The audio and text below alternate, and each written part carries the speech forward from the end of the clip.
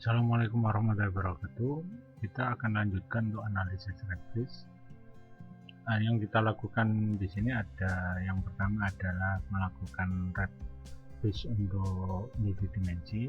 Maksudnya di sini adalah semua dimensi kita gabungkan jadi satu, kemudian kita lakukan analisis red. Kemudian yang kedua kita akan menganalisis untuk membuat kit diagram di sini, sehingga untuk menyimpulkan dimensi-dimensi mana yang masih lemah, kemudian dimensi mana yang sudah tinggi. Karena ini tujuannya untuk bagaimana strategi peningkatannya, dimensi apa yang perlu ditingkatkan lebih jauh lagi. Tahapannya adalah pertama kita lihat bahwa masing-masing dimensi untuk ekologinya ada 9, ya, 9 parameter, hukum dan kelembagaan 8, ekonomi 6, kemudian sumber daya ada 5, ya, kemudian sosial ada 5. Ini kita gabungkan sehingga total ada 33.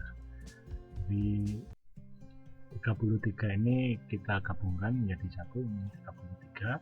Ini kita masukkan ke dalam template-nya, ini kemudian ini nilainya, kemudian ini kita template-nya kita setting, ya, hingga ini di bawah ada 62 answers. Kemudian jangan sampai salah untuk nilai minimum dan maksimumnya di sini. Ini sesuaikan dengan data nilai minimum dan maksimum. Kemudian setelah semuanya komplit, kita akan baru lakukan untuk analisis red.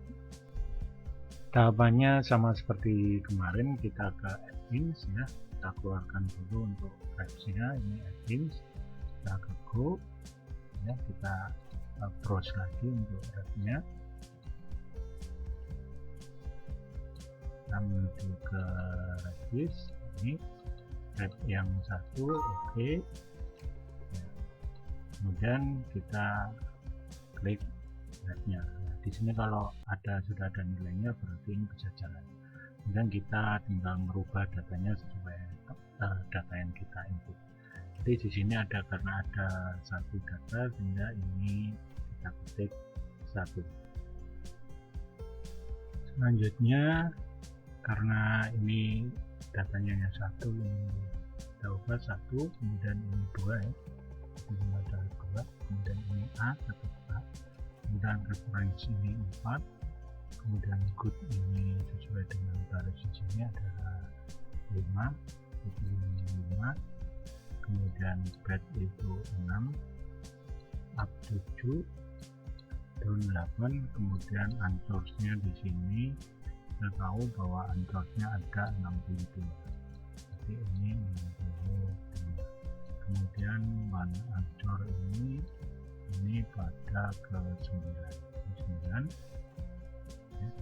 Kemudian untuk nilai atributnya di sini atributnya ada 33, jadi ini 33. Ya. Kemudian ini untuk minimum maksimum ini saya rubah, ini 80 sama 81. Jadi ini nanti datanya terekod ada di baris ke 80 sama 81, sehingga tidak mengganggu dari tabel red ini. Kemudian setelah semua komplit, semua sudah benar datanya, kita red analysis. Nah, dan ini hasilnya. Kita lihat hasilnya, labelnya kita keluarkan, ya, bahwa ini 39,3.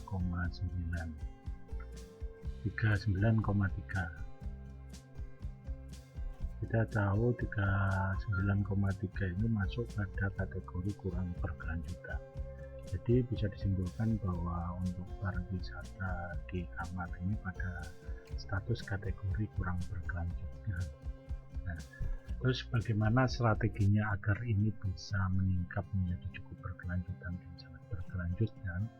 Nah, pertama kita buat diagram layang-layang, kemudian nanti kita bisa lakukan interferensi faktor apa saja yang kita tingkatkan sehingga faktor itu menjadi rekomendasi, sehingga sehingga dari kategori kurang berkelanjutan ini bisa naik menjadi cukup berkelanjutan atau sangat berkelanjutan.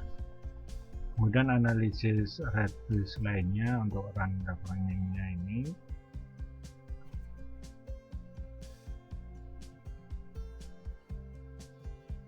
di sini terlihat bahwa yang sangat dominan nilainya tinggi ini untuk kelembagaan.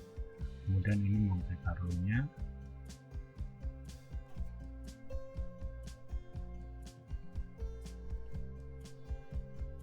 Ini Monte Carlo-nya. Itu untuk analisis multidimensi ini mendapatkan nilai kategori kurang berkelanjutan. Selanjutnya kita akan bagaimana membuat git diagram ini. Untuk membuat diagram layang-layang, pertama kita buka Excel, kita siapkan ya. Kita tahu bahwa di sini beberapa dimensi ekologi, sumber daya, ekonomi, sosial, dan kelembagaan. Ya.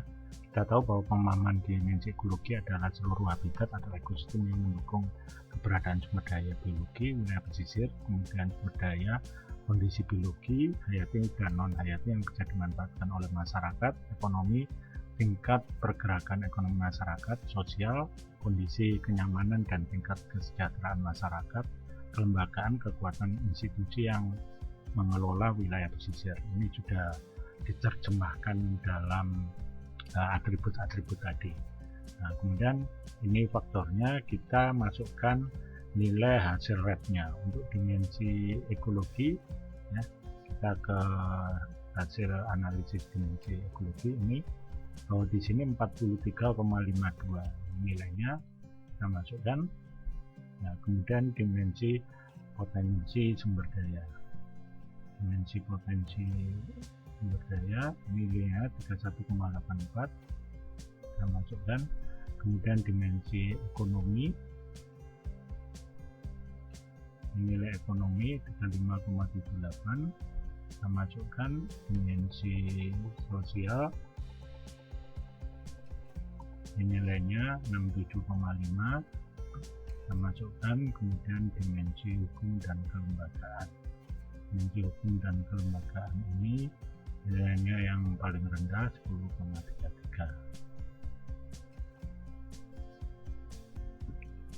Ini hasil dari red pada masing-masing dimensi ya. Untuk dimensi ekologi 43,5 kurang berkelanjutan, potensi sumber daya 31,8 kurang berkelanjutan, ekonomi 35,78 kurang berkelanjutan, sosial 67,5 cukup berkelanjutan, hukum ini paling rendah tidak berkelanjutan, sehingga semua multidimensinya 39,37. Kemudian di sini kita akan buat diagram layang-layangnya. Kita ke insert, kemudian ke order chart ini, kemudian kita ke ini ya. Setelah ini kita klik kanan, kemudian add select data. Kemudian di sini kita add ya. Ini kita kasih nama data awal. Kemudian value-nya ini kita masukkan. Ini datanya kita oke. Kemudian kalau ini masih 1, 2, 3 ya.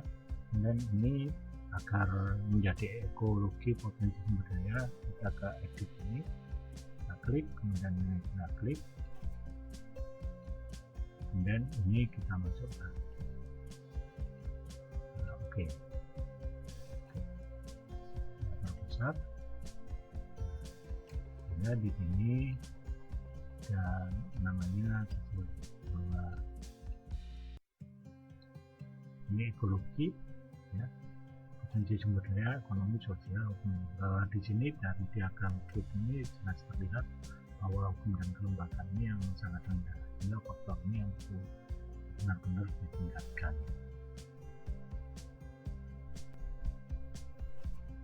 Selanjutnya bagaimana bahwa di sini